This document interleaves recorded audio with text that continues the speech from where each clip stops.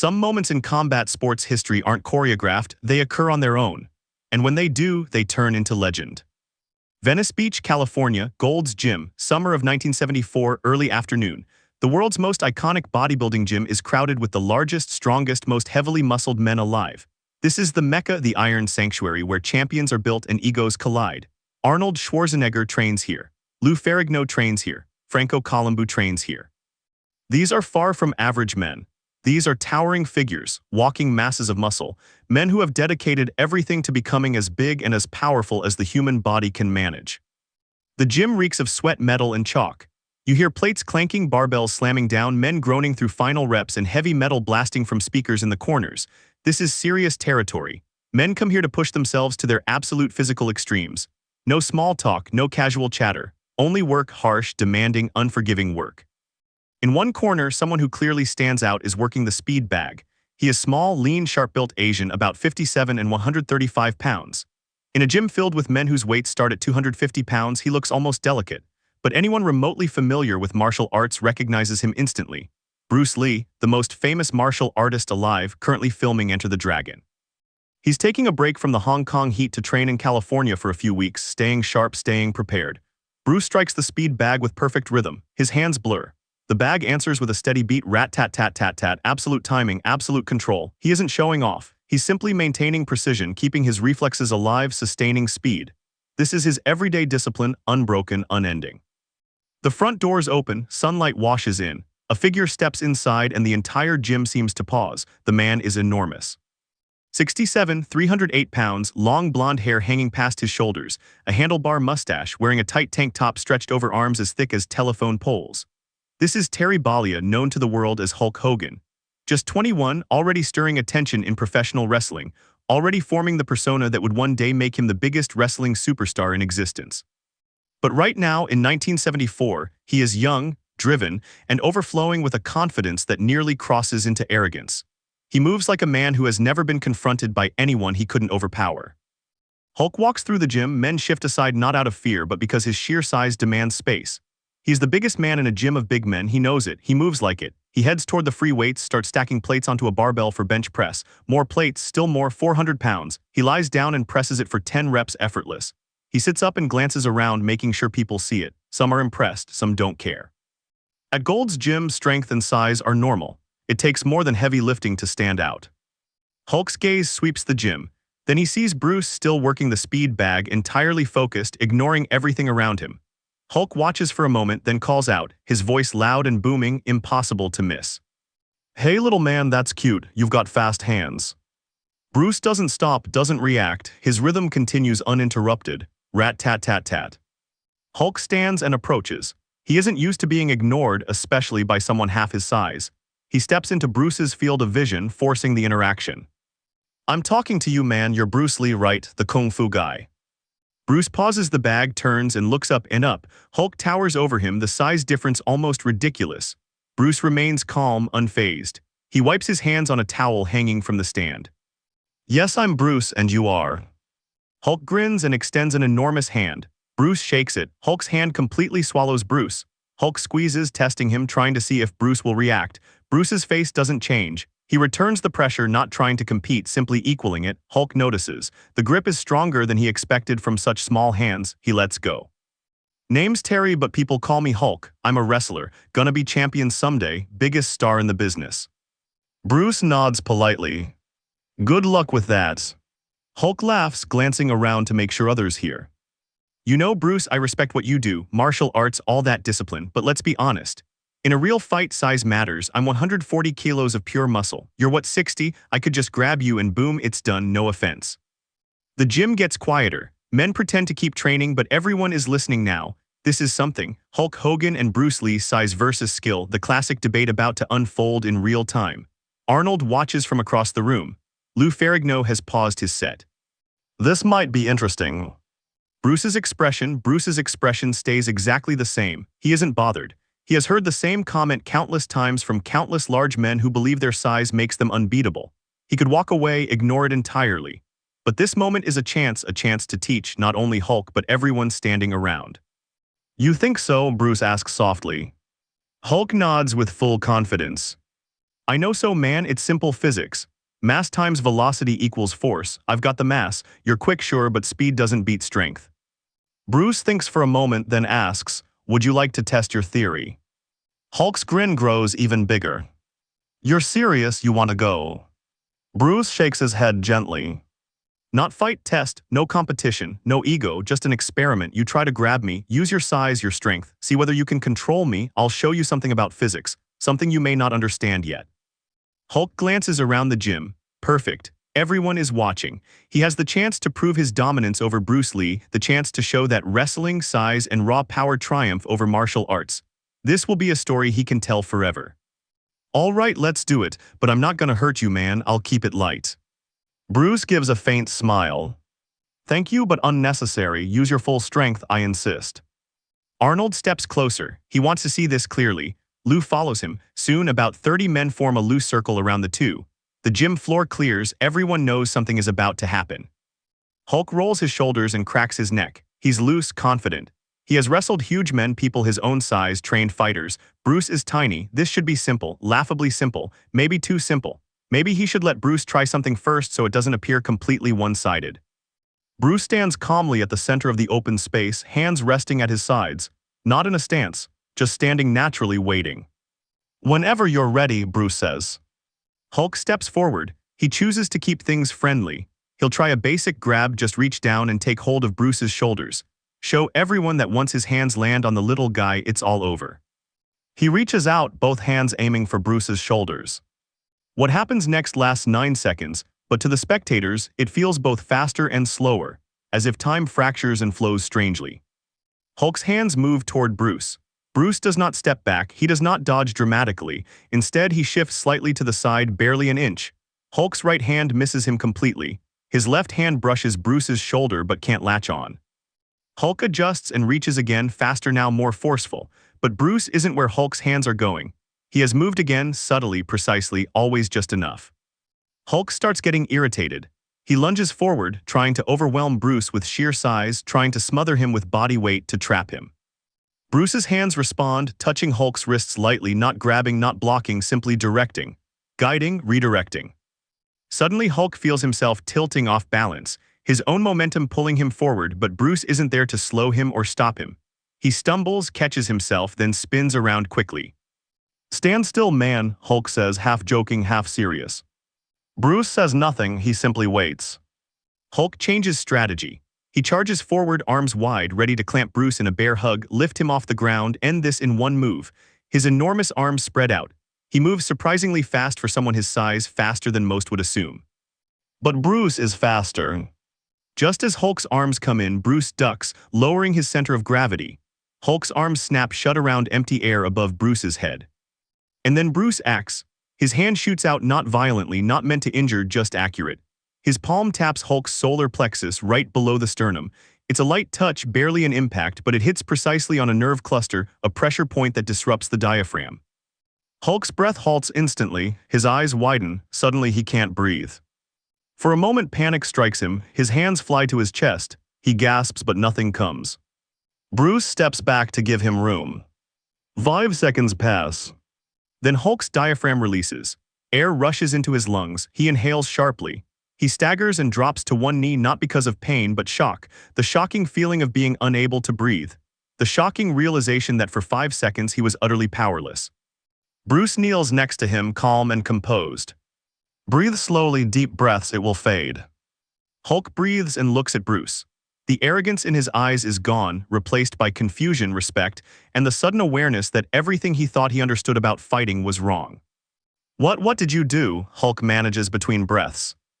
Pressure point, Bruce explains. Solar plexus. It causes a temporary diaphragm spasm, stops breathing for a few seconds, not dangerous if you stay calm, but very dangerous if you panic. Hulk gets to his feet. Bruce rises with him. Hulk looks down at this man who weighs less than half of what he weighs, who is a full foot shorter, who just dropped him to his knees with what felt like the gentlest touch. How? Hulk asks quietly. Bruce looks around at the 30 men watching, at Arnold, at Lou, at the other bodybuilders and wrestlers. All the men standing around are big, all of them are strong, and all of them are trying to process what they have just witnessed. You mentioned mass times velocity equals force, Bruce begins. That is true, but there is another principle: force directed at the correct point equals control. I don't need to be stronger than you, I don't need to be larger, I only need to understand structure, understand balance, understand where the human body is weak. He gestures toward Hulk. You are very strong, your muscles are remarkable, you could probably lift me over your head with no effort. But strength only matters if you can apply it. I didn't allow you to apply it, I controlled the distance, the angles. When you committed your strength in one direction, I moved. When you overreached, I used your own momentum, and when a small opening appeared, I struck one precise point, your diaphragm. Not to hurt you, but to show you something: size is not protection. Hulk listens, truly listens. His pride is damaged, but his mind is open. He walked into the gym believing he understood fighting because he understood wrestling and raw power. But Bruce has just revealed levels he never imagined, layers of combat he never even considered. You could teach me, Hulk says quietly. Bruce smiles. Anyone can learn, but it requires humility. It requires accepting that everything you think you know may be wrong. He looks Hulk directly in the eyes. Can you do that? Hulk thinks, then slowly nods. Yeah, I can do that. Will you train me? Bruce studies him. Hulk is young, cocky, but there is something promising: potential, willingness. That is rare, especially in men whose entire lives have revolved around physical dominance. Come to my school in Los Angeles tomorrow, 6 in the morning. If you're serious, you will be there. Hulk nods firmly. I'll be there. The circle breaks apart. The men return to their training. The moment is over, but what they have seen will stay with them for years. Arnold walks up to Bruce and shakes his hand. That was enlightening, Arnold says in his thick Austrian accent. I've always believed size is an advantage. Maybe I must rethink some things. Bruce shakes his head lightly. Size is an advantage against someone untrained. But against someone who understands leverage and precision, size can become a disadvantage. Larger target, more weight to move, more momentum that can be redirected. Everything has strengths, everything has weaknesses. Arnold nods, absorbing the idea. You make me want to study martial arts. You should, Bruce replies. Not for fighting, for understanding your body in a different way. Bodybuilding gives you size, martial arts gives you control. Together, they would be formidable. Arnold smiles. Maybe I will. Bruce returns to the speed bag and starts striking it again. Rat-tat-tat-tat, the rhythm resumes. The gym settles back into routine, but something is different now. The strongest men on earth have just been reminded that strength alone is not everything, that power has dimensions they never imagined, that a 57, 135-pound man can dominate a 67, 300-pound giant. Not with tricks or illusions, but with knowledge, precision, and decades of dedicated practice. Hulk Hogan stands near the wall watching Bruce work. His chest still tingles from the strike, his ego is bruised, but something deeper is happening, a mental shift. A realization that everything he thought he knew about fighting, about strength, about dominance was incomplete. He has spent years turning his body into a massive, powerful machine. But Bruce has just shown him that the machine is useless if it cannot connect, cannot deliver its power, cannot adapt to someone with superior understanding. He will show up tomorrow at 6:00 a.m. at Bruce's school. He will train, he will learn. And years later, when he becomes the biggest name in wrestling, when he headlines WrestleMania, when he becomes a global sensation, he will tell reporters about the day in Gold's Gym when Bruce Lee made him question everything. The day a man half his size taught him that size isn't power. Knowledge is power. Control is power. Understanding is power. The story spreads quickly. Within days, everyone in bodybuilding and wrestling has heard about Bruce Lee versus Hulk Hogan. 9 seconds, 1 strike, 1 lesson. The giant brought down by the master, not with violence or ego, but through teaching, through demonstration, through showing that true martial arts isn't about fighting, it's about knowing the human body so thoroughly that you can control it with the smallest amount of force placed at exactly the right spot, at exactly the right moment. Gold's Gym becomes a kind of pilgrimage spot. People come hopping to see Bruce, hopping to learn from him, hopping they might get the same lesson Hulk got. Some do, most do not. Bruce is selective. He teaches those who are ready, those who can set aside their ego, who understand that learning begins with admitting ignorance. Hulk Hogan does show up the next morning at 6 a.m. at Bruce's school in Los Angeles. He trains for 3. Hulk trains with Bruce for 3 months. He learns the fundamentals, discovering that wrestling and martial arts are 2 different languages, both valid, both powerful, but fundamentally different. He learns to control his breathing, to reduce unnecessary strength while creating greater effect, to understand structure, leverage, and balance. And when he returns to professional wrestling, he is transformed, more efficient, more composed, more dangerous. Not because he became stronger, but because he became wiser. Years later in an interview, Hulk is asked who his toughest opponent ever was. He smiles and answers. Bruce Lee, 1974. Gold's Gym, 9 seconds. He made me realize I knew nothing about real fighting, completely changed my perspective. Best lesson I ever got. The interviewer asks, did he hurt you? Hulk shakes his head. No, that's the whole point. He could have easily, but he didn't. He just showed me. That's what a real master is. Doesn't need to prove anything. Just shows you the truth and lets you decide what to do with it. And that is how the legend endures. Not as a fight, not as a victory, but as a lesson. The day one of the world's biggest men learned that size means nothing against someone who truly understands combat. The day 9 seconds shifted a young wrestler's entire worldview. The day Bruce Lee taught without teaching, demonstrated without dominating, and left everyone who witnessed it knowing they had seen something unforgettable.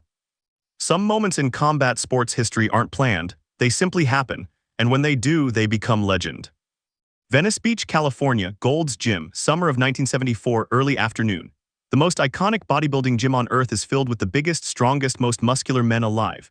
This is the Mecca, the Iron Temple, where champions are forged and egos are tested. Arnold Schwarzenegger trains here. Lou Ferrigno trains here. Franco Columbu trains here. These are not average men, they are giants walking mountains of muscle. Men who have spent their entire lives sculpting their bodies to be as massive and powerful as humanly possible. The gym smells of sweat, metal, and chalk dust. You hear plates clanging, barbells thudding to the ground, men grunting through their final reps, heavy metal blasting from wall-mounted speakers. This is serious work. Men come here to push their bodies to absolute extremes. No casual conversation, no wasted breath, only hard, brutal, relentless training. In the corner on the speed bag is someone who doesn't fit the visual environment. He is small, lean, compact, Asian, standing 57 and weighing just 135 pounds. In a gym full of men weighing 250 pounds or more, he looks almost fragile. Yet anyone who knows anything about martial arts recognizes him immediately.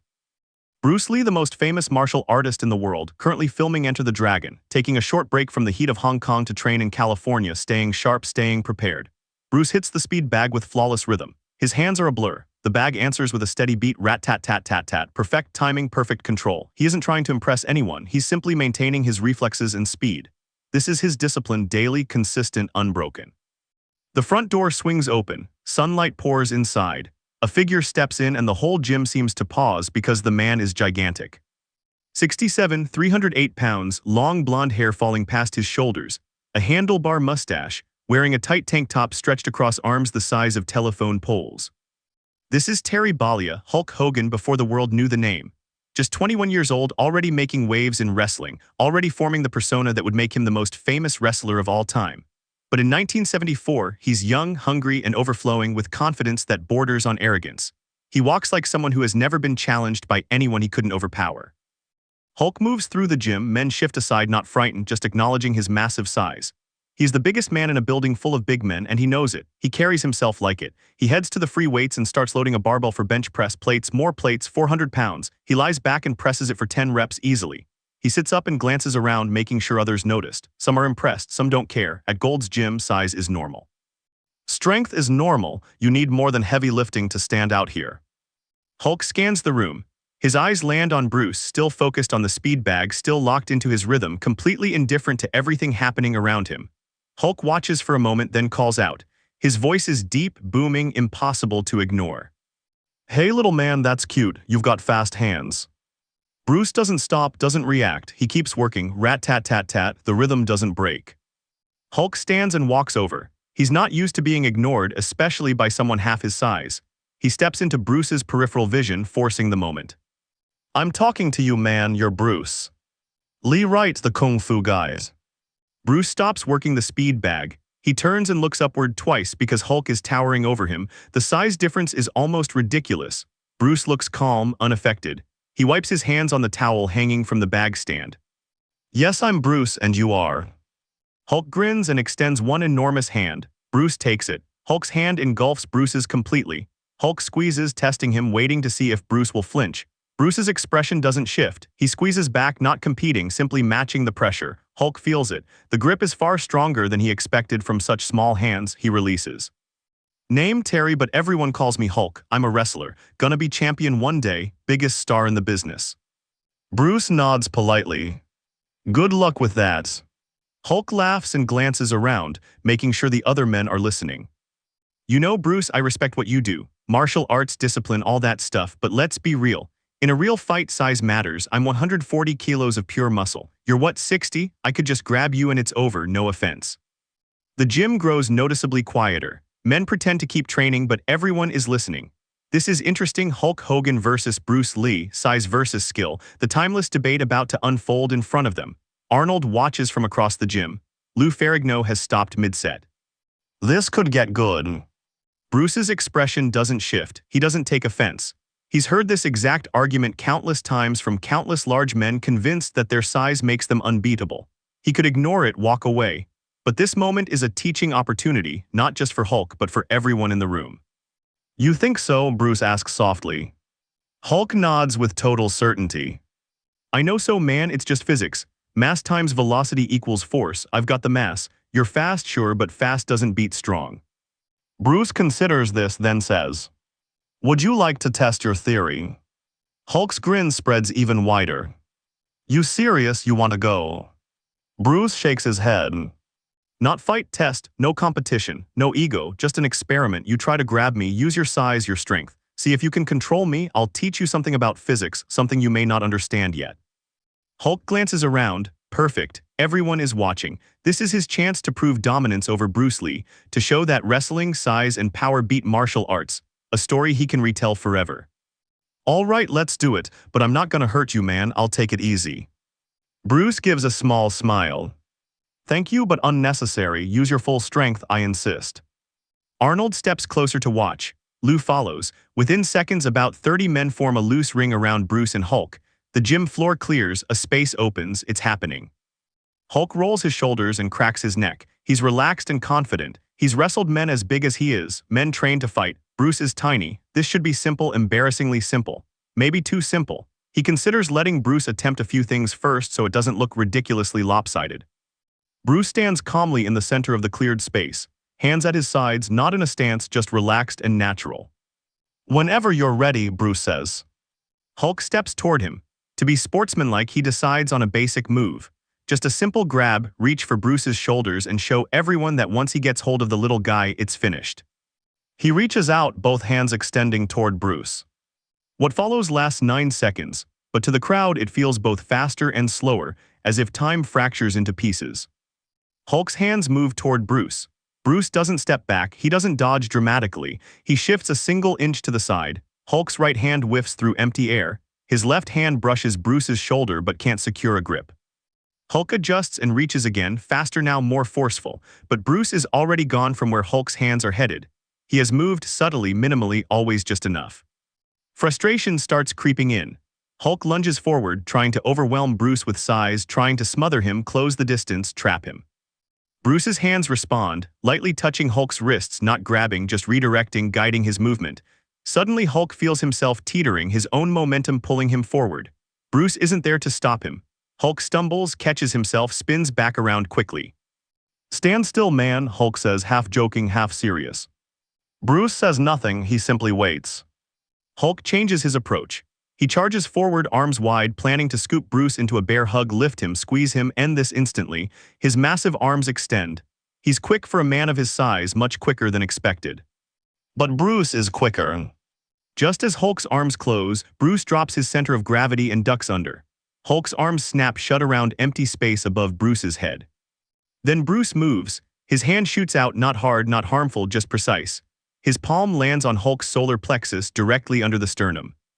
The impact is light, just a tap, but it lands perfectly on a nerve cluster, a pressure point that controls the diaphragm. Hulk's breath locks. His eyes widen. Suddenly he can't inhale. For a brief moment, panic hits him. His hands rise to his chest. He gasps helplessly. Bruce steps back, giving him room. 5 seconds pass. Hulk's diaphragm finally releases. He drags in a deep breath. Oxygen rushes into his lungs. He staggers and drops to one knee, not out of pain but shock. Shock from the feeling of being unable to breathe. Shock from realizing that for those 5 seconds he was utterly powerless. Bruce kneels beside him, calm and reassuring. Breathe slowly, deep breaths, it will pass. Hulk inhales and looks at Bruce. The arrogance is gone, replaced with confusion, respect, and the realization that everything he believed about fighting was wrong. What did you do?" Hulk asks between breaths. "Pressure point," Bruce replies. "Solar plexus. Causes a temporary diaphragm spasm, stops breathing for a few seconds, not dangerous if you stay calm, very dangerous if you panic." Hulk rises, Bruce stands with him. Hulk looks down at this man who weighs less than half of his own body weight, who is a full foot shorter, and who brought him to his knees with what felt like the gentlest touch. "How?" Hulk asks quietly. Bruce looks around at the 30 men watching. At Arnold, at Lou, at the bodybuilders and wrestlers surrounding them, giants, all of them massive, all of them powerful, and all of them stunned. "You said mass times velocity equals force," Bruce begins. "That is correct, but there is another equation: force applied to the right point equals control.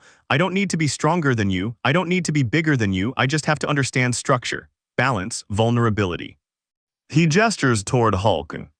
"You are incredibly strong, your muscles are impressive, you could lift me over your head without effort. But strength only matters when you can apply it. I prevented you from applying it. I controlled the distance, controlled the angles. When you put your strength in one direction, I moved. When you overextended, I used your momentum. And when a small opening appeared, I struck one precise target, your diaphragm, not to harm you, but to show you that size is not armor." Hulk listens, truly listens. His pride is hurt, but his mind is open. He came believing he understood fighting because he understood wrestling and physical power. But Bruce has just revealed layers he never imagined. Dimensions of combat he never explored. You could teach me," Hulk says quietly. Bruce smiles. "Anyone can learn, but it requires humility, accepting that everything you believe might be wrong." He looks Hulk in the eye. "Can you do that?" Hulk thinks, then nods slowly. "Yeah, I can do that. Will you train me?" Bruce studies him. Hulk is young, arrogant, but there is something there, potential, a willingness to learn. Rare in men built on physical dominance. "Come to my school in Los Angeles tomorrow, 6 in the morning. If you're serious, you'll be there." Hulk nods. "I'll be there." The circle disperses. The men go back to their workouts. The moment is over, but what they saw will never leave them. Arnold approaches Bruce and shakes his hand. "That was educational," he says in his heavy Austrian accent. "I always believed size is an advantage. Maybe I must rethink." Bruce shakes his head gently. Size is an advantage against someone untrained, but against someone who understands leverage and precision, size can become a disadvantage. Bigger target, more mass to move, more momentum to redirect. Everything has strengths, everything has weaknesses. Arnold nods, deep in thought. "You make me want to study martial arts." "You should," Bruce replies. "Not to fight, to understand your body differently. Bodybuilding gives you size, martial arts gives you control. Together they would be formidable." Arnold smiles. "Maybe I will." Bruce returns to the speed bag. Rat-tat-tat-tat, the rhythm resumes. The gym returns to normal, but something fundamental has shifted. The strongest men in the world have just seen that strength isn't everything, that power has layers they never imagined. That a 57, 135-pound man can control a 67, 300-pound giant not through tricks or magic, but through knowledge, precision, and decades of disciplined practice. Hulk Hogan stands near the wall watching Bruce train. His chest still tingles from the strike, his ego is bruised, but something deeper is moving inside him. A door has opened. A realization that everything he believed about strength, fighting, and dominance is incomplete. He has spent years building his body into a massive machine of power. But Bruce just showed him that the machine means nothing if it cannot connect, cannot apply force, cannot adapt to someone with superior understanding. He will show up tomorrow at 6 in the morning at Bruce's school. Hulk will show up, he will train, he will learn. And years later, after he becomes the biggest star professional wrestling has ever produced, after he headlines WrestleMania, after he turns into a household name, he will tell interviewers about the day in Gold's Gym when Bruce Lee made him question everything he thought he knew.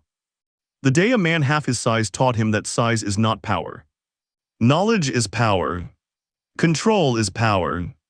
Understanding is power. The story spreads within days. Everyone in the bodybuilding world, everyone in the wrestling world hears about Bruce Lee versus Hulk Hogan. 9 seconds, 1 strike, 1 lesson, the giant brought to his knees by the master, not through violence, not through ego, through teaching, through demonstration, through showing that martial arts, true martial arts, is not about fighting at all. It is about understanding the human body so deeply and completely that you can control it with the smallest amount of force, placed on the exact right point at the exact right moment. Gold's Gym becomes a pilgrimage site. Men come hopping to see Bruce, hopping to learn from him, hopping just maybe that he might show them what he showed Hulk. Some get the chance, most do not. Bruce is selective. He teaches only those who are ready, those who can set aside ego, those who understand that learning begins by admitting you do not know. Hulk Hogan does show up the next morning. 6:00 a.m. Bruce's school in Los Angeles. He trains for 3 months, learns the fundamentals, learns that wrestling and martial arts are entirely different languages, both legitimate, both powerful but different. He learns to control his breathing, to use less strength to achieve more effect, to understand structure and balance. And when he returns to wrestling, he is changed, more efficient, more controlled, more dangerous. Not because he became stronger, but because he became smarter. Years later in an interview, Hulk is asked about the toughest opponent he ever faced. He smiles. Bruce Lee, 1974. Gold's Gym, 9 seconds. He made me realize I didn't know anything about real fighting. Completely changed the way I see everything. Best lesson I ever got. The interviewer asks, "Did he hurt you?" Hulk shakes his head. "No, that's the point. He could have easily, but he didn't. He just showed me. That's what a real master does. Doesn't need to prove anything. Just shows you the truth and lets you choose what to do with it." And that is how the legend survives. Not as a fight. Not as a victory. But as a lesson. The day one of the world's biggest men learned that size means nothing against someone who truly understands combat. The day 9 seconds reshaped a young wrestler's entire worldview. The day Bruce Lee taught without teaching, demonstrated without dominating, and left everyone who witnessed it knowing they had seen something unforgettable.